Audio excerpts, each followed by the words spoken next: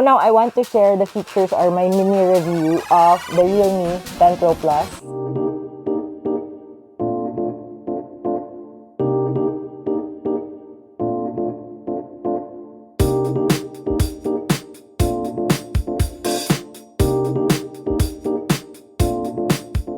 First of all, I really love the 108MP cameras. The difference between the cameras of the other phones that I use and this cameras, the quality of the output is really noticeable, and I super love the 4K videos, 60 FPS videos that I am able to produce using these cameras. I don't have to bring my mirrorless camera anymore, which is bulkier. Even the audio sounds nicer, like when I record audio for TikTok videos and everything, it comes out really nicely for me.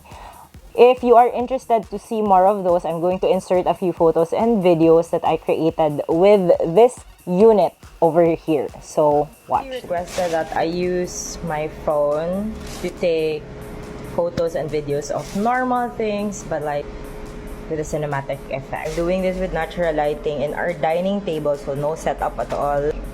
Here we go.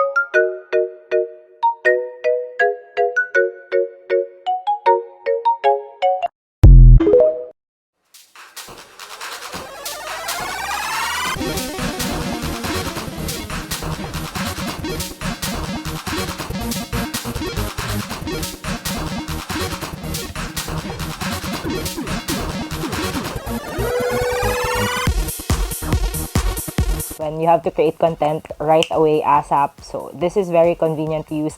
And I love how I can have an immersive streaming or entertainment experience and gaming experience because of the screen, which is curved, so it feels like I'm watching on television. I don't have a TV in my room. I think I've mentioned that a lot of times. So this acts as my TV aside from my laptops. I love watching YouTube videos and even streaming Mobile Legends replays. I also watch it over here. It's really nice. Even TikTok videos come out really nicely when I watch them on this phone. I really love the gaming experience here because it does not overheat. It also has the game focus mode also available in the 9 Pro Plus, but which I can appreciate over here more. Also, maganda talaga yung screen. Sobrang ganda ng quality ng display niya. The only thing that I had a problem with is because the surface is very different from what I'm already used to, which is the 9 Pro Plus. Medyo at first nahihirapan akong i-control kasi madulas. So I had to do what a lot of the gamers that I see on MPL does, which is put powder on their fingertip. But now I have adjusted to how nice the screen is. So, hindi ko na kailangan ng ganon. Tsaka nakakapag-adjust na ako pag-control. And you can also naman adjust the sensitivity of your screen. Syempre, nung start lang, medyo nagulat ako. And also, the gaming experience is so nice because of the dual sound. Dual yung speakers niya. I like how snappy yung processor niya. So, mabilis when I'm doing multiple stuff. One of the things that I received, one of the comments that I received is that the processor is not as nice as the processor of 10 Pro Plus in other countries. But I don't have any complaint. I find it okay naman. Hindi naman ako nababagalan. Hindi naman siya naglalag. And even when I have several apps open, hindi naman ako naka-experience ng problem in loading the app. I think I would recommend this smartphone if you are a content creator. This is a very good value for your money if you're a content creator because it produces quality images, videos, and photos. I would recommend this for people with MSMEs and they have to create content for their products. They have to take nice photos for their products, be it food photos, product photos, whatever. This is a very reliable smartphone for that one. It's kind of all-in-one, but for me, the best feature of this one is really the 108MP cameras. You may still order this from Realme stores nationwide and you may also order online. I'll have the Shopee and Lazada links down below. If you want to know more about the Realme 10 Pro Plus, visit my blogs, Technomaria.com and DiyosaLife.com. And also you may watch the unboxing video and the first impressions video on this channel. And if you want to see more of the videos and photos that I produce with this phone, please follow me on social media. I have a lot of TikTok videos on my main channel,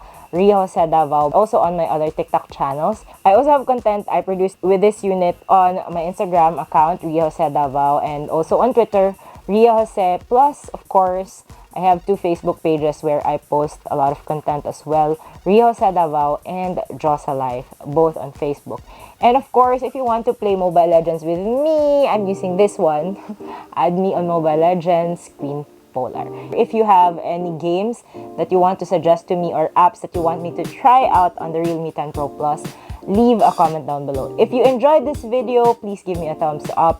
Share this with your friends who are interested in the Realme 10 Pro Plus and other Android smartphones. If they're looking to buy one, they might be interested in this video, so share this with them. Don't forget to subscribe to this channel and hit on the notification bell button so you will be updated if I have more content with the Realme 10 Pro Plus. Marami pong salamat. Thank you guys for watching. Kamsahamnida. Annyeonghaseyo.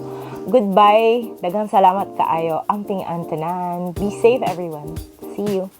Goodbye from me and my Realme 10 Pro Plus and